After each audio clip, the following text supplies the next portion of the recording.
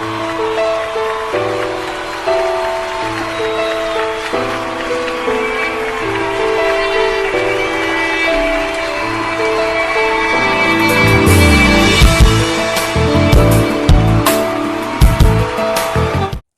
மாதத்திலே வாக்குத்தத்தை நம்ம தியானிக்கலாம். சங்கீதம் 121 அதிகாரம் 1 வசனத்தை வாசிக்கலாம். எனக்கு ஒத்தாசை வரும் பர்வதங்களுக்கு நேராக என் கண்களை ஏறெடுக்கிறேன். ஆண்டவரே, உம்மை நன்றியோடு துதிக்கிறோம், உம்மை ஸ்தோத்திரிக்கிறோம். இந்த மாத வாக்குத்தத்த ஆராதனைக்கு வந்த ஒவ்வொருக்காகவும் உம்மை ஸ்தோத்திரிக்கிறோம். பாடல் ஆராதனை நீர் ஆசீர்வதித்தீர். இந்த வார்த்தை நீர் ஆசீர்வதித்து எங்களோடு பேசும், சபையாரோடு பேசும். பேசும் ஆண்டவரே, இந்த மாதம் முழுவதும் இந்த வார்த்தை எங்களை நடத்தட்டும். இயேசுவின் நாமத்தில் செபிக்கிற நல்ல பிதாவே, ஆமென். எனக்கு ஒத்தாசை வரும் பர்வதங்களுக்கு நேராக என் கண்களை எங்க ஏறெடுக்கணுமா? கண்களை எங்க எடுக்கணுமா? எங்க ஏறெடுக்கணுமா? வாக்குத்தத்தம்னா கூட விட மாட்டோம் உங்களை. பர்வதங்களுக்கு நேராக. அல்லேலூயா. அப்ப நமக்கு எங்கேருந்து ஒத்தாசை வரும்? அப்ப நம்முடைய கண்களை எங்க ஏறெடுக்கணும்?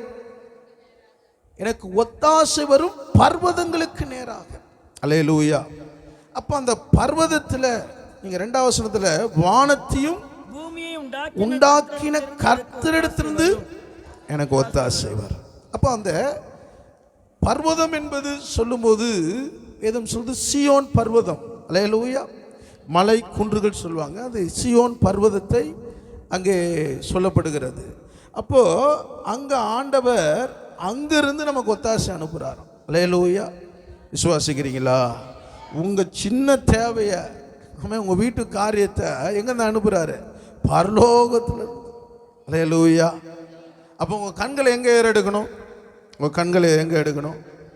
பர்வதத்துக்கு நேராக. இந்த பர்வதம் எப்படி இருக்கிறது? சங்கீதம் 125 அதிகாரம் 1 வசனம் சொல்லுகிறது, கர்த்தரை நம்புகிறவர்கள் என்றென்றைக்கும் அசையாமல் நிலைத்திருக்கும் சீயோன் பர்வதத்தை போல் இருப்பார்கள். அல்லேலூயா. சொல்லுகிற கர்த்தரை நம்புகிறவர்கள், நீங்கள் இந்த பர்வதத்தில் இருக்கிற கர்த்தரை நீங்கள் நம்பும்போது வேதம் சொல்கிறது அது என்றென்றைக்கும் அசையாமல் நிலைத்திருக்கிற சீயோன் பர்வதத்தை போல இருக்கு. நீங்க நம்புகிறது அசையாத ஒரு ராஜ்யம். அல்லேலூயா. இப்போ நாங்களும் பார்க்குறோம், தமிழ்நாட்டில் ஒரு அசைவு 4ஆம் தேதி என்ன ஆகுது? படன்னு எல்லாம் இறுதியும் கை வச்சுருக்குது. இங்கேயா அங்கேயா ஒன்றும் சின்ன பழைய பசங்கள் வந்து அசைவாகுது. ஆனால் அந்த ராஜ்யத்துக்கு அசைவே இல்லை. அது எப்படியா இருக்குது பாருங்களேன், உறுதியா இருக்கு. அடுத்த வசனம் சொல்கிறது, எருசலேமை சுற்றிலும் இருக்காம் போல் கர்த்தர் இது முதல் என்றென்றைக்கும் தம்முடைய ஜனத்தை சுற்றிலும் இருக்கிறார். எழுத்தின் பிரகாரம் எருசலேமிலே சுற்றிலும் என்ன இருக்குமா? புரியுதா இல்லைங்களா? எருசலேம் இருக்குதுங்களே, அதை சுற்றிலும் பர்வதம் இருக்குமா? எழுத்தின்படி மலை குன்று போல அப்படியே பர்வதம் இருக்குமா? ஆனா இங்கே தாவீது சொல்லுகிறார், தம்முடைய ஜனத்தை சுற்றிலும் அவர் இருக்கிறார். எருசலேம்னா நீங்களும் நானும் தான். நீங்க அவரை நம்பி இருக்கும் போது கர்த்தர் உன்னை சுத்தில இருக்கிறாரு. உன்னை சுத்தி வேலி அடிச்சு வச்சிருக்கிறார். உனக்கு ஒரு சின்ன அசைவினா அவருக்கு தெரிஞ்சிடும், உன்னை தொடுகிறவன் என் கண்மணியை தொடுகிறான். நீ எருசலேமா இருப்பாயனால், தேவ சமூகத்தில் இருப்பாயனால், நீ தேவனை நோக்கி பார்ப்பாயனால் கர்த்தர் உன்னை சுற்றிலுமா இருப்பார். எப்படி சுற்றிலுமா இருப்பார்னா, சகரியா 2ஆம் அதிகாரம் 5 வசனத்தை வாசி.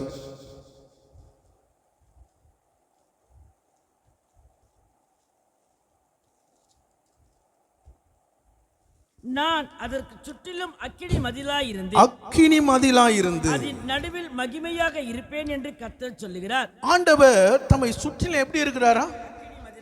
அக்கினி மதிலா இருக்கிறார். அல்லேலூயா.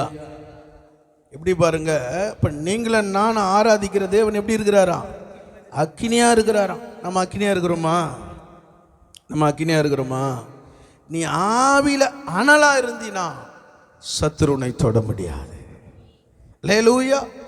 தம்முடைய ஜனத்தை சுற்றிலும் கர்த்தர் அக்கினி மதிலா இருக்கிறார். நீ ஒவ்வொரு நாளும் தேவ சமூகத்தில் அவரை நோக்கி பார்க்க பார்க்க கர்த்தர் உங்களுடைய வீட்டையும் உங்களுடைய எல்லையும் அக்கினி மதிலா இருப்பார். நம்புறீங்களா? ஏன் சில நேரத்தில் போராட்டம், நெருக்கம், சத்துருடைய பின்தொடர்தல்? ஏன் உங்களுடைய வருமானத்தில் ஏன் போராட்டம்? உங்க வாழ்க்கையில ஏன் தடுமாற்றம்னா நீ அக்கினியா இல்லை. நீ அக்கினியா இருந்து பார். எலிசா அக்கினியா இருந்தான், ஆனா வேலைக்கார அக்கினியே இல்லாம இருந்தான். அவன் உள்ள இருந்து வெளியே ஓடுறான். சீரியர் நம்மை படையெடுத்து வந்திருக்கிறார்கள் ஆண்டவரே, என்ன செய்வோம்? எலிசா சொல்றான், ஆண்டவரே இவன் கண்ணை, நமக்கு 2 கண்ணு இருக்குதுங்க. மாம்சத்தில் இருக்கிற கண்ணு, ஆவிக்குரிய கண்ணு. ஏன் ஆண்டவரை ஆராதிக்கும் போது கண்ணை மூடுறோம்னா, என் தேவன் ஆவியா இருக்கிறார். அவரை ஆவியோடும் உண்மையோடு நம்ம தொழுது கொள்ளும் போது உங்க கண்களை நீ மூடும் போது உன்னை சுற்றிலும் கர்த்தர் அக்கினி மதிலா இருப்பார். அல்லேலூயா, அல்லேலூயா. நீங்க ஒருவேளை சொல்ல, ஐயோ எகிப்து ரதம் பின்னாடி வருது, இந்த மனுஷன் பின்னாடி நம்மளை மிரட்டுறாங்க, இவங்க இந்த தேவைகள் எனக்கு போராட்டம், இந்த மாசத்துல இப்படி செலவு பண்ணணுமே, எல்லாம் நம்ம சுற்றி இருக்குது. அல்லேலூயா. நீ அக்கினியில வந்துட்டீன்னா, ஆண்டோட சமூகத்தில் வந்துட்டீன்னா, அவர் 4வது நபரா உலாவ ஆரம்பிச்சிடுவார். சாத்ராக், மேஷாக், ஆபேத்நேகோ அக்கினியிலே உலாவிக் கொண்டிருக்கும் போது கர்த்தர் அவர் நடுவில் உலாவிக் கொண்டிருக்கிறார். நீ கர்த்தருக்கு அக்கினியா இருப்பாயனா, நீ அனலா இருப்பாயனா, நீ கர்த்தருக்கு ஊழியம் செய்ய முடியும். கர்த்தர் உன் தேவைகளை சந்திக்கப்பட முடியும். நீ ஆவில அனல் இல்லாம குளிர இல்லாம இருந்தீனா, வெதுவெதுப்பா இருப்பாயனா, உன்னிடத்துல கர்த்தர் அப்படி அற்புதத்தை செய்ய முடியாது. உன்னிடத்துல கர்த்தர் உன்னுடைய வேண்டுதலுக்கு பதில் கொடுக்க முடியாது. ஒன்னு இயேசுக்கு அனலா இருந்துரு, இன்னும் உலகத்துக்கா இருந்துரு, 2த்துக்கும் இருக்காது. அல்லேலூயா. 2 எஜமானுக்கு நீ வேலை செய்ய முடியாது. அல்லேலூயா. வாழ்ந்த இயேசுக்கா நீ அக்கினியா இருந்து பார், கர்த்தர் உன்னை சுற்றில் அக்கினி மதிலா இருப்பார். இந்த பர்வதத்திலிருந்து நமக்கு என்ன நன்மை கிடைக்கிறது? அல்லேலூயா. பர்வதத்திலே உங்கள் காரியங்களை பார்த்து கொள்ளப்படும். முதல் காரியம், பர்வதத்தில் உங்கள் காரியங்கள் பார்த்து கொள்ளப்படும். பர்வதத்தில் உங்களுக்கு பதில் கிடைக்கும். பர்வதத்தில் உங்களை தப்புவிப்பார். பர்வதத்தில் உங்கள் காரியங்களை பார்த்து கொள்ளப்படும். பர்வதத்தில் உங்களுக்கு பதில் கிடைக்கும். பர்வதத்தில் உங்களை தப்புவிப்பார். முதல் காரியத்தை நாம் பார்க்கலாம். பர்வதத்தில் உங்கள் காரியங்களை பார்த்து கொள்வார். ஆதியாகமம் 22ஆம் அதிகாரம் 14ஆம் வசனம். ஆதியாகமம் 22ஆம் அதிகாரம் 14ஆம் வசனம். ஆபிரகாம் அந்த இடத்துக்கு யெகோவா ஈரே என்று பெயரிட்டான். அதனாலே கர்த்தருடைய பர்வதத்திலே பார்த்து கொள்ளப்படும் என்று இந்நாள் வரைக்கும் சொல்லப்பட்டு வருகிறது. கவனிங்கள், இங்கே ஆபிரகாம் அந்த பர்வதத்துக்கு யெகோவா ஈரே என்று சொன்னார். அல்லேலூயா. அப்ப யெகோவா ஈரே என்றால் கர்த்தர் பார்த்து கொள்வார். உங்க காரியங்களை இந்த மே மாசம் முழுவதும் என்ன பண்ண போறாரு? பார்த்து கொள்வார். விசுவாசிக்கிறீங்களா? அல்லேலூயா. பாருங்க, இந்த பர்வதத்துக்கு நேராக அந்த மனுஷன் கண்களை ஏறெடுத்தார். 4ஆம் வசனம் வாசிங்க. 3ஆம் நாளிலே தன் கண்களை ஏறெடுத்து பார்த்து தூரத்திலே அந்த இடத்தை கண்டான். அல்லேலூயா. இயேசுவை பார்க்கலங்க, தூரத்திலே பார்த்தே சந்தோஷப்படுறாரு. இயேசு பக்கத்தில் உலாவின இருக்கிறாரு. யோசிச்சு பாருங்க, தூரத்தில் இருக்கிறவர் பர்வதத்தில் என்ன பண்ணிட்டாரு? வந்துட்டாரு. ஆனா பக்கத்தில் இயேசு இருக்கிறாரு. நம்ம என்ன பண்ண மாட்டோம்? பர்வதத்தில் நம்ம காரியங்கள் இன்னும் பார்த்து கொள்ளப்படல. அல்லேலூயா. அப்படி கண்கள் யாரை நோக்கி இருக்கணும்? பர்வதத்தில் இருக்கிற எனக்கு ஒத்தாசை வரும் பர்வதத்துக்கு நேராக என் கண்களை நான் ஏறெடுக்கிறேன். சொல்ற யெகோவா ஈரே, எல்லாம் பார்த்து கொள்வார். ஏன் சொன்னார் எல்லாம் பார்த்து கொள்வார்? இப்ப ஏன் ஆபிரகாம் அந்த மோரியா மலைக்கு, மோரியா தேசத்தில் அந்த மலைக்கு போனார்? ஏன் போனாரு? பலியிடும்படியாக. யார? மகனை. வேதம் சொல்லுகிறது. இந்த மகன் எப்படிப்பட்ட மகன்? ஆதியாகமம் 22:2 வாசிங்க. உன் ஏக சுதனும் நேசகுமாரனும் ஆகிய. அல்லேலூயா. வாசிங்க. ஏக சுதனும் நேசகுமாரன். போதுமா? கவனிங்க, இவ்வளவு ஒரு நேசமுள்ள பிள்ளை, அல்லேலூயா. இப்போ இந்த பிள்ளை வழி பிரயாணத்தில் என்ன பண்ணுது? அப்பா கிட்ட என்ன பண்ணுது? ஒரு கொஸ்டின் கேட்குது. வாசிங்க, 7ஆம் வசனம் வாசிங்க. அப்பொழுது ஈசாக்கு தகப்பனாகிய ஆபிரகாமை நோக்கி என் தகப்பனே என்றான். அதற்கு அவன் என் மகனே இதோ இருக்கிறேன் என்றான். அப்பொழுது அவன் இதோ நெருப்பும் கட்டையும் இருக்கிறது, தகன பலிக்கு ஆட்டுக்குட்டி எங்கே என்றான். எப்பொழுதும் ஆபிரகாம் பலியிடும் போது முதல்ல எதை எடுப்பாரு? எதை எடுப்பாரு? ஆட்டுக்குட்டி எடுப்பார். நீங்கள் ஆதியாகமம் 18:8 பார்த்தீங்கன்னா இங்கே கர்த்தரும் தூதனும் வராங்க, அங்கே கன்றுக்குட்டி எடுக்கிறார். எடுத்த உடனே டக்குன்னு சமைச்சிடுறார். அல்லேலூயா. இப்போ புள்ள பார்க்குறாரு, எப்போது அப்பா என்ன பண்ணுவார்? பலி எடுப்பாரு. இப்போ என்ன பண்ணிட்டாரு? கட்டையும் இருக்குது, நெருப்புங்குது, ஆட்டுக்குட்டி எங்க? ஆபிரகாம்னா ரொம்ப ஏழையா, ரொம்ப கஷ்டமா, வாங்கிறதுக்குன்னா இல்லையா? அல்லேலூயா. இப்போ பிள்ளை கேட்குற தகப்பனேன்றார். தகப்பனே சொன்னோன்னே ஆபிரகாம் என்ன சொல்றாரு? என்ன சொல்றாரு?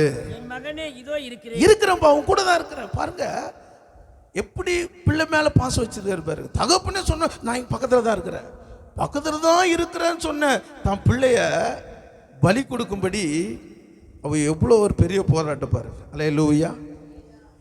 பிள்ளை கேட்குற தகப்பனே சொன்னோன்னு இருக்கிறப்பா, அவன் பக்கத்துல தான் இருக்கு. இவ்வளோ பாசம், இவ்வளோ நேசகுமாரனும் ஏக சுதனும் என்ற இந்த பிள்ளைய பலி கொடுக்க போகிறார். இப்போ இந்த பிள்ளை கேட்கும் போது ஆட்டுக்குட்டி எங்கே? அதுக்கு அப்பா சொல்றாரு, என் மகனே தேவன் தமக்கு உண்டானவைகளே பார்த்து கொள்வார். அல்லேலூயா, அல்லேலூயா. யோசிச்சு பாருங்க, அவர் சொல்றாரு பார்த்து கொள்வார். இங்கே பாருங்க, இப்போ நம்ம ஒரு இடத்துக்கு போகிறோம், தானத்தருக்கு போகிறோம். அங்கே என்ன பண்ணிருக்கோம்? எல்லாம் நான்வெஜ்லேருந்து வெஜ்லேருந்து எல்லாமே இருக்கும். நம்ம என்ன பண்ணுவோம்? அங்கே போய் வாங்கிக்கலாம். இதே நீங்கள் ஒரு கடையே இல்லாத இடத்துக்கு போகும்போது என்ன பண்ணணும்? ஒரு கடையே இல்லை, எல்லாத்தையும் வாங்கிட்டு தானே போவோம். ஆனால் யோசிச்சு பாருங்க, பிள்ளைய ஆண்டவர் பலி கொடுக்க கூப்பிடுறாரு. ஆனால் அப்பா சொல்றாரு பார்த்து கொள்வார். எதை பார்த்து கொள்வார்னா ஆட்டுக்குட்டியை பார்த்து கொள்வார். இப்போ நீ தான் பலின்னு சொன்னா பிள்ளையும் பலி ஆயிடுவான், போகும்போதே பலி ஆயிடுவான். வேலைக்காரனும் ஒரு போராட்டம் பாருங்க. இவருடைய விசுவாசம் பர்வதத்துக்கு நேரம் ஆகுது. ஆனா புள்ள புரிஞ்சுக்க முடியாது, வேலைக்காரன் புரிஞ்சுக்க முடியாது, மனைவியும் புரிஞ்சுக்க முடியாது. இவங்கெல்லாம் புரிஞ்சுக்கணும், இவங்கெல்லாம் சமாளிச்சுன்னு அவரை சந்தோஷப்படுத்தணும். புரியுதா நான் உங்களுக்கு சொல்றது? யோசிச்சு பாருங்க, பிள்ளையும் புரியல, வேலைக்காரன், இவங்களெல்லாம் சமாளிச்சுக்கணும். ஆனா அழைத்த தேவனை நோக்கி போகிறார். அல்லேலூயா. அப்போ அந்த மலையில என்ன இருக்காது? ஆட்டுக்குட்டி இருக்காது. அல்லேலூயா. ஆனா ஆபிரகாம் சொல்லுறாரு, கர்த்தர் அதை பார்த்து கொள்வார். அல்லேலூயா. ஏன் ஆபிரகாம் அதை சொன்னார்? ஆதியாகமம் நீங்கள் வாசியுங்கள், எபிரேயர் 11ஆம் அதிகாரம் 19ஆம் வசனம், 18-19 வாசிங்க. எபிரேயர் 11:18-19. ஈசாக்கினிடத்தில் உன் சந்ததி விளங்கும் என்று அவனோடு சொல்லப்பட்டிருந்தது. இப்படிப்பட்ட வாக்குத்தத்தங்களை பெற்றவன் மரித்தோரிலிருந்து எழுப்ப தேவன் வல்லவராய் இருக்கிறார் என்று எண்ணி தனக்கு ஒரே பேரானவனே பலியாக ஒப்பு கொடுத்தார். மரித்தோரிலிருந்து அவனை பாவனையாக திரும்ப பெற்றுக் கொண்டான். அல்லேலூயா. கர்த்தர் சொன்ன வாக்குத்தத்தத்தை கர்த்தர் எனக்கு நிறைவேற்றுவாரா இல்லையா? அப்ப எனக்கு சொல்லிட்டாரு, அவர் எனக்கு கேட்டாலும் நான் கொடுப்பேன். நான் கொடுத்தாலும் அது பெஸ்டா என்கிட்ட ஆண்டவர் கொடுப்பாரு. விசுவாசிக்கிறீங்களா? சில நேரத்தில் கர்த்தர் உங்களுக்கு வாக்குத்தத்தம் கொடுக்கிறார், கொடுத்த அடுத்த 10 நாள் உனக்கு போராட்டம் வருது, நெருக்கம் வருது. நம்ம யோசிக்கிறோம், வாக்குத்தத்தம் கொடுத்தாரா இல்லையா? கொடுத்துட்டாரு. ஆனா இந்த சோதனையில நீ அவரை சந்தோஷப்படுத்தும் போது இன்னும் எக்ஸ்ட்ரா கொடுப்பாரா கொடுக்க மாட்டாரா? அல்லேலூயா. அதனால தான் நீங்கள் ஆதியாகமம் 22ஆம் அதிகாரம் 12ஆம் வசனத்தில் நீ அவனை புத்திரன் என்றும் ஏக சுதன் என்றும் பாராமல் எனக்காக ஒப்பு கொடுத்தபடினா. கவனிங்க, ஃபர்ஸ்ட் எப்போது கர்த்தரை வச்சிருந்தார் ஆபிரகாம், ரெண்டாவது இஸ்மவேலை வச்சிருந்தார், இப்போ ஆண்டவர் ஈசாக்க கொடுத்தார். இப்போ ஆண்டவர் எத்தனாவதா வந்துட்டாரு? ரெண்டாவது இடத்துல தான் வந்துட்டாரு. அல்லேலூயா, அல்லேலூயா. இப்ப ஆண்டவர் சொல்றாரு, உன்னுடைய புத்திரன் ஏக சுதண்டு பாராமல். இப்ப இப்ப ஒப்பு கொடுத்ததுனால இப்ப ஆண்டவர் எங்க வந்துட்டாரு? முதல் இடத்துல வந்துட்டார். இப்ப ஆண்டவர் உங்க வாழ்க்கையில ஃபர்ஸ்ட்ல இருக்கணும். உங்க வேலையா இருக்கலாம், உங்க வீடா இருக்கலாம், குடும்பமா இருக்கலாம், உன் தேவையா இருக்கலாம். ஃபர்ஸ்ட் இருந்துச்சுன்னா மிச்சது எல்லாமே கர்த்தர். அல்லேலூயா. முதலாவது ராஜ்யத்தையும் நீதியும் தேடுங்கள், அப்பொழுது எல்லாம் கொடுக்கப்படும். அல்லேலூயா. பாருங்க, அப்போ அவன் மரித்தோரின் எழுப்ப வல்லமை உள்ளவன் எண்ணி தன் பிள்ளை ஒப்பு கொடுத்தான். அல்லேலூயா. அப்ப கர்த்தர் பார்த்துக் கொள்வார். யோசிச்சு பாருங்க, அந்த மலையில யோசிச்சு பாருங்க, எதுவுமே இருக்காது. கர்த்தர் பார்த்துக்கினாரா இல்லையா? என்ன பார்த்துக்கினாரு? என்ன பார்த்துக்கினாரா? வாசிங்கள், ஆதியாகமம் 22:13 வாசிங்க. ஆபிரகாம் தன் கண்களை ஏறெடுத்து பார்க்கும்போது ஒரு கொம்புகள் சிக்கி கொண்டிருந்த ஒரு ஆட்டுக்கடாவை கண்டான். அப்பொழுது ஆபிரகாம் போய் கடாவை பிடித்து குமாரனுக்கு பதிலாக தகன பலியிட்டார். நீங்கள் பர்வதத்தின் மேல் விசுவாசம் உள்ளவர்களாய் பர்வதத்தின் மேல உங்க கண்கள் ஏறெடுக்கும் போது உங்களை பர்வதத்தில் ஆட்டுக்குட்டியை கர்த்தர் பார்த்துக் கொள்வார். ஐயோ, ஆட்டுக்குட்டி இங்க கீழே இல்லையே, என்ன பண்றது? கொடுக்கறதா வானாவா, இதை செய்யறதா? இவ்வளோ பிரச்சனை கீழே இருக்குத. நீ பர்வதத்தில் ஏறி வா, அங்க ஆடு உனக்காக வச்சிருக்கிறார். அல்லேலூயா. வேலைக்காரனுக்கும் குழப்பம், சாராளுக்கும் குழப்பம். அல்லேலூயா. ஏன்னா அந்த மனுஷன் எடுத்தவனை என்ன பண்ணுவார்? பலி எடுத்துருவாரு. ஆனா எடுக்கல. அல்லேலூயா. வேலைக்காரன் சொல்ற நாங்க திரும்பி வருவோம். அல்லேலூயா. பையன்கிட்ட சொல்றார், கர்த்தர் பார்த்து கொள்வார். அப்ப இதெல்லாம் அந்த பிரயாணத்துல பார்க்கிறார். உங்களுடைய இந்த மாதத்துல பார்க்க போறார். பிரயாணத்துல நீ என்ன பேசுற? பர்வதத்துக்கு நேரா இருக்கிறத பேசுறியா? உனக்கு வச்சிருக்கிற நன்மையை நீ பேசினுக்கிறியா? இல்ல நீ அதை நன்மை இல்லை நினைச்சுன்னு பேசினு இருக்கிறியா? அவர் பிரயாணத்துல கொஞ்சம் கூட கசையில்லைங்க. கர்த்தர் எனக்காக வைக்கலன்னு சொல்லல, கண்ணீரோடு போகல. அவர் மரித்தோரிந்து எழுப்ப அவர் வல்லமை உள்ளவர். அல்லேலூயா. உன்னுடைய இந்த மே மாத டிராவல்ல பார்க்க போறாரு, பிரயாணத்துல பார்க்க போறாரு, உன் தேவைகள் மத்தியில பார்க்க போறாரு. நீ சொல்லணும், பர்வதத்துல கர்த்தர் பார்த்து கொள்ளப்பட போறார். எனக்குரிய ஆட்டுக்குட்டியை பார்த்து கொள்ளப்படுவார். என் கண்கள் காணும். இதை பார்த்து கேட்ட ஆண்டவர் என்னமா சொன்னாரு? பொதுவாக நம்ம ஆசீர்வதிப்பார், கர்த்தர் உன்னை ஆசீர்வதிப்பார், நித்தம் உன்னை நடத்துவார் சொல்லுவோம்ல. ஆனால் ஆண்டவருடைய ஆசீர்வாதம் பாருங்க. ஆதியாகமம் 22:17 22:17. உன்னை ஆசீர்வதிக்கவே ஆசீர்வதித்து சந்ததி வானத்து நட்சத்திரங்களைப் போலவும் கடற்கரை மணலைப் போலவும் பெருக பண்ணுவேன். உன் சந்ததியார் தங்கள் சத்துருக்களின் வாசல்களை கொள்ளுவார்கள் என்றும். எப்படிப்பட்ட பாருங்க, ஆண்டவர் சொல்லுக்கு கீழ்ப்படிந்தாங்க. சொன்னாரு, ஆசீர்வதிக்கவே ஆசீர்வதிப்பார். இது என்ன சொல்லுமா? அடிச்சு சொல்றது. உன்னை தவிர இப்படி ஒரு ஆசீர்வாதம் எவனும் இருக்கக்கூடாது. ஆசீர்வதிக்கவே. அல்லேலூயா. உன் பேரை பெருமைப்படுத்துவேன், மணலை போல உன்னை பெருக பண்ணுவேன். நீ ஆசீர்வதிக்கிறவளை ஆசீர்வதிப்பேன், நீ சபிக்கிறவளை நான் சபிப்பேன். இதுதான் கர்த்தர். அப்போ எவ்வளோ ஆபிரகாம் அவருடைய கண்கள் கர்த்தரை நோக்கி பர்வதத்துக்கு. அப்போ ஆண்டவர் பர்வதத்தில் இருக்கிறாரு. நீ ஏறெடுக்கிற ஜெபம் பரலோகத்திலிருந்து உனக்கு உத்தரவு வரணும். அப்போ உன் ஜெபம் பரலோகத்துக்கு போல. ஏன் உனக்கு புலம்பல்? ஏன் உனக்கு தடுமாற்றம்? ஏன் உனக்கு மனசோர்வு? உன் ஜெபம் பர்வதத்துக்கு நேராக போல.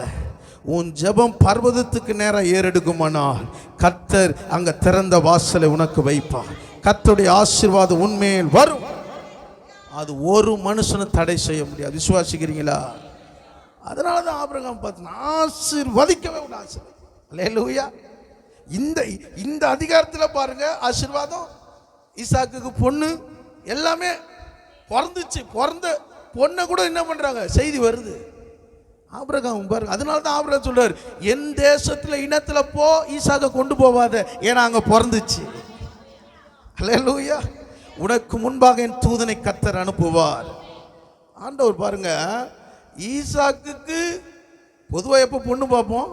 அந்தந்த ஏஜ் வயது உடையதான் பார்ப்போம். ஆனா ஈசாக்குக்கு அங்க பிறந்துச்சுன்னு செய்தி வருது. எப்படி பாருங்க, ஆசீர்வதிக்கிறாரு.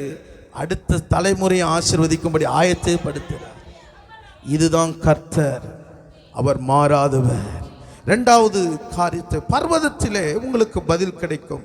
சங்கீதம் 3ஆம் அதிகாரம் 4ஆம் வசனம். சங்கீதம் 3ஆம் அதிகாரம் 4ஆம் வசனம். நான் கர்த்தரை நோக்கி சத்தமிட்டு கூப்பிட்டேன், அவர் தமது பரிசுத்த பர்வதத்திலிருந்து எனக்கு செவி கொடுத்தார். கவனிங்கள், நான் கர்த்தரை நோக்கி எப்படி கூப்பிடுறேனா?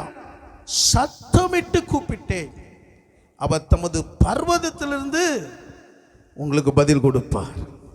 நீங்கள் பொதுவாக எல்லாம் இருக்கிற இடத்துல சத்தமிட்டு கூப்பிடுறது போவாது. அல்லேலூயா.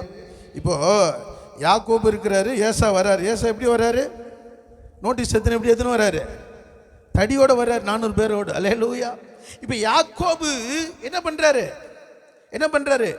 பின்பு தனித்திருந்து யாப்போக் என்ற ஆற்றை கடந்து கர்த்தரோடு என்ன பண்றாரு? சத்தமிடுறாரு, போராடுறாரு. நீங்க தேவனோடு போராடுறதுல பக்கத்தில் யாரும் இருக்கக்கூடாது. அல்லேலூயா. ஆமே. பிள்ளைங்களை வச்சுக்கணும், குடும்பத்தை வச்சுக்கணும், நடுவில் ஸ்தோத்திரம் ஆண்டவரே ஸ்தோத்திரம், அது கேட்கப்படாது. நீ தனித்திருந்து யாருமே இல்லாத கர்த்தரோடு நீ உறவாடும் பொழுது அங்க அந்த சத்தத்தை கேட்பார். அல்லேலூயா. அப்ப பர்வதத்திலிருந்து அங்க ஆண்டவர் என்ன பண்றார்? அந்த சத்தத்துக்கு பதில் கொடுக்கிறார். எப்படின்னா, நீங்கள் ஆதியாகமம் 21ஆம் அதிகாரம் 16ஆம் வசனம். 21ஆம் அதிகாரம் 16ஆம் வசனம். பிள்ளை சாகிறது நான் பார்க்கவே மாட்டேன் என்று எதிராக அம்பு பாயும் தூரத்திலே போய் உட்கார்ந்து சத்தமிட்டு அழுதால் தேவன் பிள்ளையின் சத்தத்தை கேட்டார். தேவதூதன் வானத்திலிருந்து ஆகாரை கூப்பிட்டு, ஆகாரே, உனக்கு என்ன சம்பவித்தது? பயப்படாதே, பிள்ளை இருக்கும் இடத்திலே தேவன் அவன் சத்தத்தை கேட்டார். கவனிங்கள், இங்க ஆகாரை ஆபிரகாம் அனுப்பும் போது ஒரு துருத்தி தண்ணீர் பாட்டில் கொடுத்து அனுப்புறாரு. அல்லேலூயா. யாருங்க ஆபிரகாம்? ஏழையா? சீமானா? சீமான். ஆனா அனுப்பின இந்த ஆபிரகாம், வேதம் சொல்லுது ஆதியாகமம் 17ஆம் அதிகாரம் 18ஆம் வசனத்துல, இஸ்மவேல் உமக்கு முன்பாக பிழைப்பானாக ஒரு விண்ணப்பம் பண்றார். விண்ணப்பம் பண்ண உடனே கர்த்தர் சொல்றார், நான் அவனை ஆசீர்வதிப்பேன். கவனிங்கள், இங்க ஆபிரகாம் விண்ணப்பத்தை பண்ணி கர்த்தர் சொல்றார், அவளை அனுப்பு. அல்லேலூயா. அவளான் ஆகார் யாருங்க? ஆகார் யாரு? அடிமை, அந்நிய தேசத்தால். ஆண்டவருடைய ஆராதனைக்கு அவளுக்கு சம்பந்தம் இல்லை. அப்படிப்பட்ட அவள் கர்த்தரை நோக்கி சத்தமிடுகிறாள். நீங்களும் நான் ஆராதனைக்குரியவர்கள், ஆவிக்குரியவர்கள். நம்ம பர்வதத்துக்கு நேராக சத்தமிடுகிறோமா? அந்நிய தேசத்தால் விக்கிரகத்தின் வழிபாடு உள்ளவள். ஆனால் அவள் என்ன நோக்கி கூப்பிடணும் சொல்லி அவளுக்கு ஒரு பாட்டில் தண்ணி கொடுத்த அன்பு. வனாந்திரத்தில் நான் பார்த்துக்கிறேன் அவளை. அவன் உனக்கு முன்பாக நிற்பான், அவனை நான் ஆசீர்வதிப்பேன். ஆபிரகாம் கடினம் உள்ள மனுஷன் இல்ல. கர்த்தர் என்ன சொல்றாரு அதை கீழ்ப்படிஞ்சாரு. அல்லேலூயா. நீ ஒரு பாட்டில் தண்ணி கொடுத்த அனுப்பு, நீ விண்ணப்பம் பண்ணு, அவளுக்குள்ள ஒரு ஜபாவி நான் விட்டுறேன். யோசிச்சு பாருங்க, அடிமை பண்ணா இருக்கிற அவளுக்குள்ள யாரை பார்க்க ஆரம்பிச்சா? கர்த்தரை பார்க்க ஆரம்பிச்சா. இப்ப அவளுக்குள்ள என்ன வந்துச்சு? ஜபாவி வந்துச்சு. நான் சொல்றேன், கர்த்தரை நோக்கி நீ சத்தமிட ஆரம்பிச்சிட்டுனா கர்த்தர் உன் கூடாரத்தில் அவருடைய ஆவி நிறைவை தருவார். நீ சத்தமிடாதிருக்கிற போல இருந்தினா, அல்லேலூயா, கர்த்தருக்கு உனக்கு சம்மந்தமே இல்லாம இருப்பாயினா உன் பிள்ளைங்க எப்படி என்ன பண்ணும்? முழங்கால் படிடும். உன் பிள்ளைங்க சோதனை பண்ணும். இல்லை இல்லை, நீ நின்றுட்டினா, நீ தேவ சமூகத்தில் கையை உயர்த்திட்டினா, நீ முழங்கால் படிட ஆரம்பிச்சினா, அப்பா நீ கூப்பிட ஆரம்பிச்சிட்டினா, அல்லேலூயா, அதை பார்க்கிற உன் சந்ததியும் உன் பிள்ளைகளும் இப்படி தான் கர்த்தரை கூப்பிட்டாங்க என் பெற்றோர், நானும் கூப்பிடுவேன்னு சொல்லி அடுத்த தலைமுறைக்கு நீ வழி அனுப்புகிறாய். அல்லேலூயா. இங்கே சத்தமிட்டு கூப்பிட்டு கல்லறி தூரம் போய் அழுகுறார். அல்லேலூயா. வேதம் சொல்லுது, பிள்ளையின் சத்தத்தை கர்த்தர் கேட்டார். அல்லேலூயா. அல்லேலூயா. யோசிச்சு பாருங்க, உங்க சத்தம் கர்த்தரிடத்துல போச்சுன்னா கர்த்தர் பிள்ளையின் சத்தத்தை கேட்பார். அல்லேலூயா. அல்லேலூயா. பிள்ளையின் சத்தத்தை கேட்டு கர்த்தர் என்ன செய்யணும்? என்ன செய்யணும்? என்ன செய்யணும்? என்ன செய்யணும்? தண்ணியை கொடுக்கணும். ஆனா தண்ணி கொடுக்கிறதுக்கு முன்னாடி ஆண்டவர் சொல்றாரு, அல்லேலூயா, என்ன சொல்ற? பயப்படாதே. அல்லேலூயா. பிள்ளை இருந்த இடத்தில் தேவன் சத்தத்தை கேட்டார். அல்லேலூயா. அல்லேலூயா. யோசிச்சு பாருங்க, ஆண்டவர் பயப்படாத, இந்த பிள்ளையை நான் பெரிய ஜாதியாக்குவேன். உன் பிள்ளைகளுக்காக, ஒருவேளை உன் வீட்டுக்காய், கணவருக்காய், உன் குடும்பத்துக்காய் எந்த ஒரு காரியமானாலும் நீ ஆண்டவரை நோக்கி சத்தத்தோடு, கர்த்தர் ஒருவர் இருக்கிறாரா, நீ அப்படி நீ கேட்டு பாரு. அன்னைக்கு உன் கண்ணீரை நீ விட்டு பாரு ஆண்டவரிடத்துல, உடனே கர்த்தர் பதில் கொடுப்பார். அல்லேலூயா. சொல்றாரு, பயப்படாதே, உன் பிள்ளையை எடுத்துக்கொண்டு போ, அவனை பெரிய ஜாதியாக்குவேன். யோசிச்சு பாருங்க, தண்ணி கேட்டு சாகிற பிள்ளைக்கு தண்ணி வேணும். ஆனால் தண்ணி நான் கொடுப்பேன்பா, ஆனால் அவனுக்கு முதல் ஆசீர்வாதம், அவனுடைய ஆசீர்வாதம் பெரிய ஜாதி. ஏன்னா அவள் கர்த்தரை நோக்கி கூப்பிட்டாள். நான் சொல்றேன், உனக்கு இருக்கிற இந்த இடுக்கண்லேருந்து கர்த்தர் முதல்ல உனக்கு விடுதலை தருவார். அல்லேலூயா. உன் சத்தம் கர்த்தருக்கு நேராய் போக வேண்டும். அல்லேலூயா. வாசியுங்கள் இங்கே 2 ராஜாக்கள் 4ஆம் அதிகாரம் 27ஆம் வசனம். 2 ராஜாக்கள் 4ஆம் அதிகாரம் 27ஆம் வசனம். பர்வதத்தில் இருக்கிற தேவனுடைய மனுஷனிடத்தில் வந்து அவன் காலை பிடித்து கொண்டாள். அப்பொழுது கேயாசி அவளை விலகிவிட வந்தான். தேவனுடைய மனுஷன் அவளை தடுக்காதே, அவள் ஆத்துமா துக்கமா இருக்கிறது, கர்த்தர் அதை எனக்கு அறிவியாமல் மறைத்து. இங்கே கனம் பொருந்திய ஸ்திரீக்கு பிள்ளை மரித்து இருக்கிறது. இப்ப எங்க போறா? பர்வதத்துக்கு நேரா போறா. அல்லேலூயா, அல்லேலூயா. ஏன்னா பர்வதத்துல தான் இந்த தேவ மனுஷன் இருக்கிறார். நான் சொல்லுகிறேன், இந்த பர்வதத்தை நோறி எந்த காரியமா நீ ஓடி வருவாயன்னா, அப்ப வந்த உடனே எலிசாவின் காலை பிடிச்சுக்கணும். அல்லேலூயா. அதை கேயாசி தடுக்கிறான். ஆனா எலிசா சொல்றாரு, என்ன சொல்றாரு? அவள் ஆத்துமா துக்கமா இருக்கிறது, கர்த்தர் அதை எனக்கு மறைச்சிட்டார். நான் சொல்றேன், உன் காரியத்தை சிலருக்கு வெளிப்படுத்துவார், சிலருக்கு மறைப்பார். ஆனா உன் காரியத்தை கர்த்தர் ஒருவர் மாத்திரமே அறிந்து. அல்லேலூயா. அப்ப உங்களுடைய வேண்டுதலை, விண்ணப்பத்துக்கு நிச்சயம் பதில் உண்டு. அவங்க கணவன் கேட்கிறான், இது அமாவாசை இல்லை, பௌர்ணமி இல்லை. அமாவாசை அன்னைக்கு தான் ஏசப்பா வருவாரா? பௌர்ணமி அண்ணா தான் ஏசு வருவாரா? அவங்க வீட்டுக்காரர் சொல்றாரு, இது அமாவாசை இல்லை, பௌர்ணமி. அந்த அமாவாசைக்கும் பிசாசு, அமாவாசைக்கு அடுத்த நாளும் பிசாசு ஓடும். அல்லேலூயா. தந்திரமான இந்த காரியத்தில் நம்ம விடுதலை ஆகணும். அல்லேலூயா. அது சொல்றா, அமாவாசை பௌர்ணமி இல்லையா, பர்வதத்தை நோக்கி நான் போகிறேன். பர்வதத்தில் தேவ மனுஷன் இருக்கிறார். காலை பிடிச்சு. அல்லேலூயா. இப்ப கேயாசி கிட்ட என்ன பண்றாரு எலிசா? என்ன பண்றாரு? தடியை கொடுத்து அனுப்புறாரு. அல்லேலூயா. தடியை கொடுத்து நீ போயிட்டு பிள்ளை கிட்ட வை. ஆனா வேதம் சொல்லுகிறது, நீங்கள் 31ஆம் வசனம் வாசிங்க. கேயாசி அவர்களுக்கு முன்னே போய் அந்த தடியை பிள்ளையின் முகத்தின் மேல் வைத்தான். ஆனாலும் சத்தமும் இல்ல, உணர்ச்சியும் இல்ல.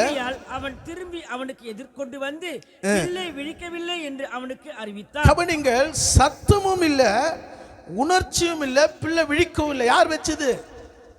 கேயாசி வச்சார். அல்லேலூயா. ஏன்னா யோசிச்சு பாருங்க, கேயாசி யார்? பின்னாடி நம்ம பார்க்கிற 5ஆம் அதிகாரத்துல எதை பின்பற்றி போறாரு? நாகமானை பின்பற்றி போகிறார். எலிசாவை பின்பற்றி போக வேண்டிய கேயாசி நாகமானை பின்பற்றி போகிறான். அதனாலதான் உணர்ச்சியும் இல்லை, சத்தமும் இல்லை, கண் விழிக்கவும் இல்லை. நான் சொல்றேன், நீ இயேசுவை பின்பற்றி வருவாயன்னா, நீ ஜெபிக்கும் பொழுது கர்த்தர் அங்க ஒரு உணர்ச்சியை தருவார். அங்க கர்த்தர் ஒரு உயிர் அடைய செய்வார். அல்லேலூயா. அங்கே ஒரு சத்தம் உண்டாகும். நீ இயேசுவை பின்பற்றும் போது, இயேசுவை தேடும் போது, ஏசப்பாவை நோக்கி நீ பர்வதத்தில் பிடிக்கும் போது, பாருங்க 30ஆம் வசனம் வாசிங்க. பிள்ளையின் தாயோ நான் உம்மை விடுகிறதில்லை என்று கர்த்தரின் ஜீவனையும் உம்முடைய ஜீவனை கொண்டு சொல்லுகிறேன். அல்லேலூயா. சொல்றா, நான் உம்மை விடுகிறதில்லை, கர்த்தருடைய உம்முடைய ஜீவனும். நான் கேயாசியை பார்த்து வரல, உங்களை பார்த்து வருகிறேன். நீர் வருகிறவர் பரிசுத்தவான் என்று பார்க்கிறேன். அல்லேலூயா. கேயாசி போய் தடிய வைக்கிறார், உணர்ச்சி இல்லை. நீ யாரா இருக்கணும்? கேயாசியா இருக்கிறியா, எலிசாவா இருக்கிறாயா? அல்லேலூயா. உங்க வீட்டில் நீ பர்வதத்தை நோக்கி பார்க்கும்போது கர்த்தர் உனக்கு பதில் வரணும். அல்லேலூயா. உன் கூடாரத்தில் ஒரு சத்தம் வரணும். உன் பிள்ளையின் சத்தம் கேட்கணும், ஜப சத்தம் கேட்கணும். உன் பிள்ளைக்குள்ள மனம் திரும்புற சத்தம் கேட்கணும். உன் வீட்டுக்குள்ள கணவருக்குள்ள இருக்கிற மனம் திரும்புற சத்தம் கேட்கணும். அங்கே மரித்திருக்கிற காரியத்தில் கர்த்தர் உயிரடையணும். வீட்டுக்குள்ள நீங்க சொல்லணும், என் வீட்டில் சத்துருடைய போராட்டத்திலிருந்து கர்த்தர் பரிபூர்ண விடுதலை கொடுத்திருக்கிறார், ஒரு ஜீவன் சுகத்தை கொடுத்திருக்கிறார். விசுவாசிக்கிறீங்களா? அல்லேலூயா. நீங்கள் 32 33 வாசிங்க. எலிசா வீட்டுக்குள் வந்தபோது இதோ அந்த பிள்ளை அவன் கட்டிலின் மேல் சொத்தி கிடந்தான். உள்ளே போய் தங்கள் இருவருக்கு பின்னாக அவன் கதவை பூட்டி கர்த்தரை நோக்கி வேண்டுதல் செய்தான். அல்லேலூயா. எதை பூட்டணுமா? மே மாசத்தை எதை பூட்டணும்? கதவை பூட்டி. தேவையில்லாத காரியத்தை கதவை பூட்டு, காதை பூட்டு. அல்லேலூயா. நீ கதவை பூட்டி அந்தரங்கத்தில் பார்க்கிற தேவனை நோக்கி நீ ஜெபம் பண்ணு. கர்த்தர் வெளியரங்கமாக உனக்கு பதில் தரப்போகிறார். இந்த மாதத்தில் வெளியரங்கமாக நீ கதவை பூட்டி சரியாக பர்வதத்தை நேராய் நீ ஆண்டவர் இடத்துல பேசு, விடாப்பிடியா பேசு, விடாப்பிடியா. இது இத்தனை மாதத்து வரைக்கும் நீ அற்புதத்தை பார்க்கல. இந்த மாதத்தில் ஆண்டவரை என் கண்கள் உம்மை நோக்கி பார்க்கிற. நான் அவர் சொல்லிட்ட கர்த்தருடைய ஜீவனையும் உம்முடைய ஜீவனை நான் விடுறதில்லை. அப்படி ஜோம் பண்றீங்களா? போதும் கர்த்தாவே ஸ்தோத்திரம் ஐயா, ஜோம் பண்ணி முடிஞ்சிச்சு. என்ன ஜோம் பண்றீங்க? உங்களை நம்பி தான் வந்து நிற்கிறேன். என்ன ஜோம் பண்ணி என்ன பார்த்து கேட்குறேன்? கர்த்தர் உனக்குள்ள ஒரு என்ன கொடுத்துருக்கிறாரு, பர்வதத்தின் மேலே அதிகாரத்தை கொடுத்துருக்கிறார். நான் உனக்கு வழி காட்டுறேன், உனக்கு வந்து என்ன பண்ணுறேன், இன்னும் இப்படி ஜோம் பண்ணி இப்படி ஸ்டெப்பு வை. ஆனால் பர்வதத்திலிருந்து உனக்கு தான் ஒத்தாசை வரும். அல்லேலூயா. சொன்ன உண்மை நான் விடுகிறதில்ல. பார்த்தார் மனுஷன் போயிட்டு கதவை பூட்டி கர்த்தரை நோக்கி பார்த்தாரு. வேதம் சொல்லுகிறது 34 வசனத்துல, அப்பொழுது பிள்ளையின் உடல் அனல் கொண்டது. நம்ம என்ன இருக்கணும்? அனல் இருக்கணும். அல்லேலூயா. உன் பாட்டுல ஒரு அனல் இருக்கணும், வார்த்தையில ஒரு அனல் இருக்கணும். அல்லேலூயா. உன் ஜபத்துல ஒரு அனல் இருக்கணும். நீ ஜெபம் பண்ணும்போது பக்கத்துல என்ன பண்ணணும்? ஜபிக்காத ஒரு அம்மாவா இருக்கலாம், பிரதர்ஸா இருக்கலாம், அது சோத்திரம் பண்ணணும். அல்லேலூயா. நீ பண்ற ஜபமே பக்கத்தில் இருக்கவங்களுக்கு தூக்கத்தை வர வைக்க கூடாது. அல்லேலூயா. நீ ஜபிக்கிற உன்னுடைய ஜபம் வீட்டுக்குள்ள அசைவு, ஊழியத்தில் ஒரு அசைவு. சொல்லணும், ஆண்டவர் இந்த ஊழியத்துக்கு போகிற இந்த ஆத்மாக்களை தொடு ஆண்டவர். சில ஆத்மா தொடவே மாட்டுது, ரொம்ப முரட்டாட்டமா. நான் போய் சந்திக்கும் போது ஏசுனை நேசிக்கிற சொல்லும் போது அது ரட்சி போறணும், உன் வீட்டுக்குள்ள ரட்சி போறது. விசுவாசிக்கிறீங்களா? பதிலை கர்த்தர் தரப்போகிறார். உடைய எதிர்பார்த்து இருக்கிற இந்த மாசத்துல கர்த்தர் உனக்கு ஒரு பதில் தரப்போகிறார். அல்லேலூயா. ஊழியத்துல பதில் தரப்போகிறார். நீ பர்வதத்துக்கு நேராய் ஓடி வா. வழியில யாருக்கிட்ட பேசலாம், எங்க நின்னாலும் பேசல. என் நோக்கம் பர்வதத்தில் பரிசுத்தவான பார்க்கணும். அல்லேலூயா. மூன்றாவது நான் சொல்லி முடிக்கிறேன், பர்வதத்தில் உங்களை தப்புவிப்பார். யோனா 2ஆம் அதிகாரம் 6ஆம் வசனம். யோனா 2ஆம் அதிகாரம் 6ஆம் வசனம். பர்வதங்களின் அடிவாரங்கள் பரியந்தமும் இறங்கினேன், பூமியின் தாழ்பால்கள் என்றென்றைக்கும் என்னை அடைக்கிறதா இருந்தது.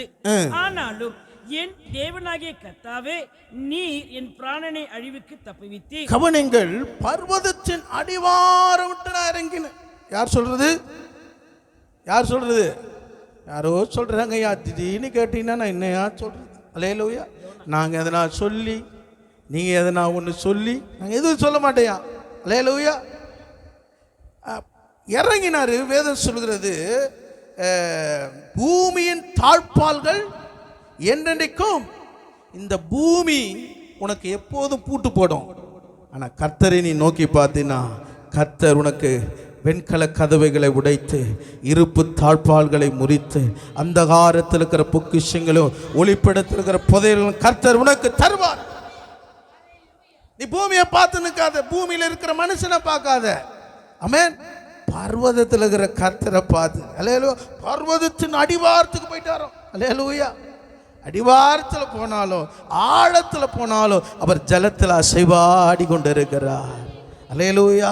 நீ எந்த மூல முடுக்கல போனாலும் இயேசுவின் நாமத்தினாலே நீ ஜெபிக்கும் பொழுது அங்கிருந்து உனக்கு ஒரு தப்பு விப்பார். அல்லேலூயா. விசுவாசிக்கிறீங்களா? அல்லேலூயா. நீங்க 4ஆம் வசனத்தை வாசிங்க. தண்ணீர்கள்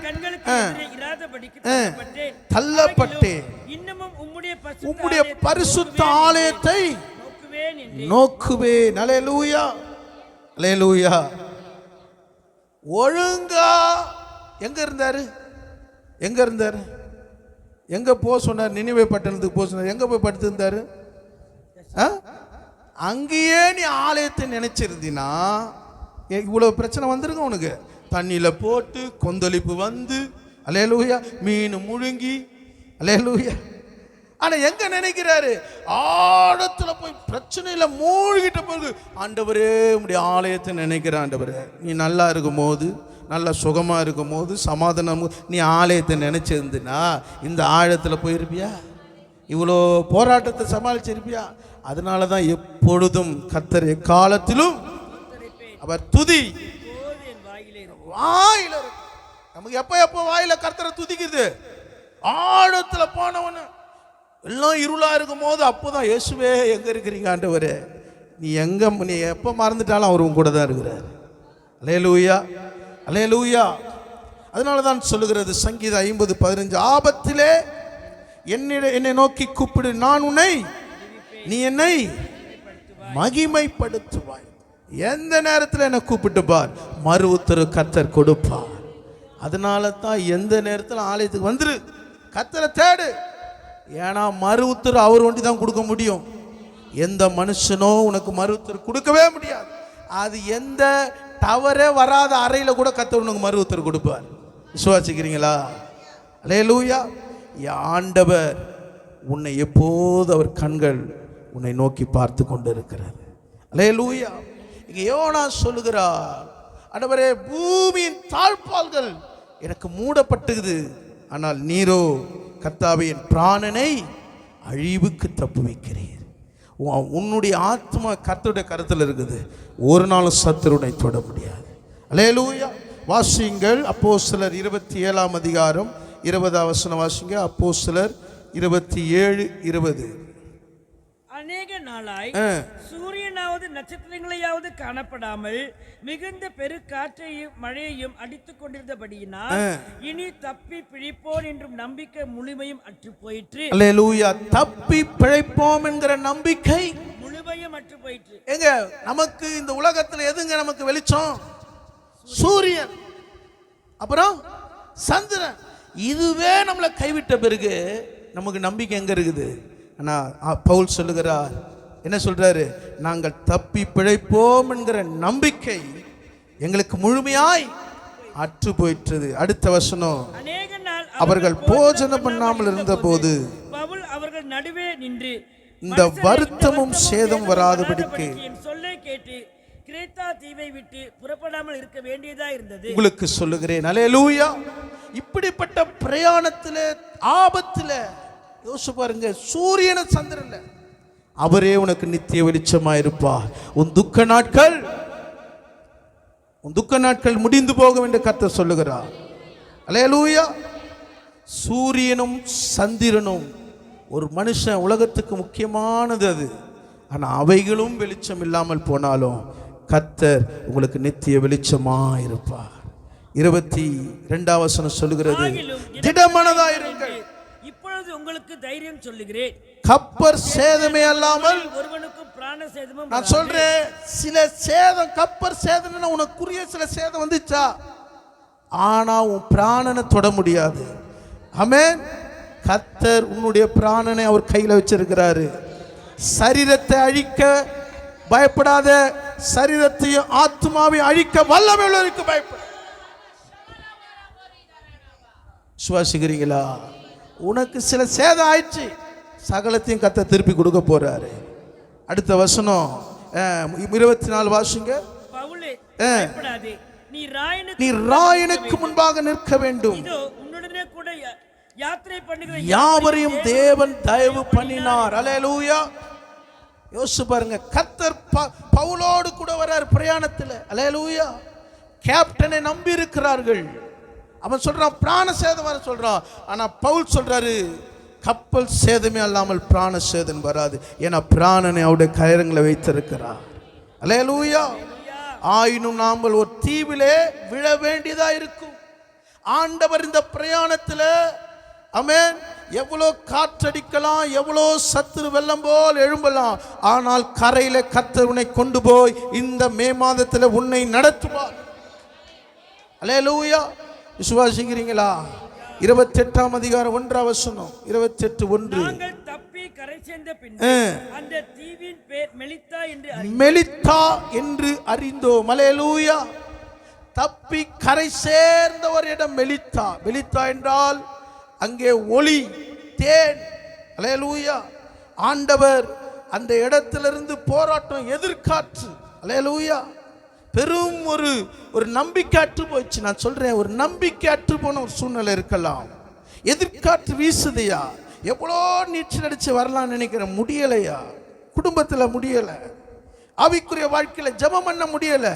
நான் சொல்றேன், உன்னை நடத்தின ஆண்டவர் இன்றைக்கு ஆண்டவர் உன்னை பார்த்துடா, நீ திடமனதாயிரு. அல்லேலூயா. நான் உன்னுடன் இருக்கிறேன். இந்த யாத்திரையிலே உன்னை அக்கறைக்கு நான் கொண்டு செலுத்துவேன்.